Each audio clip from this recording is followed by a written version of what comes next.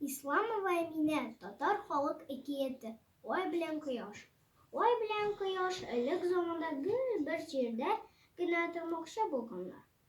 Шуннан соң бөтен кошларны җыеп, шул ук турында җыелыш ясаганнар. Бөтен кошлар аларның бер җирдә торуларына риза булып, шуңа кул куйганнар. Болар арасында барыбер генә кош кул куймыйча калган булган ярканат. Бөтен кошлар ярканаттан сораганнар. Бөтен кошлар кул куйганда, нилектән син генә кул куймадың дигәннәр. Кулны мин дигән ярканат, шул сәбәпле куймадым дигән. Кояш белән ай бер җирдә генә торсалар, җил бер яктан исәр, агачлар кәкре булып үсәр.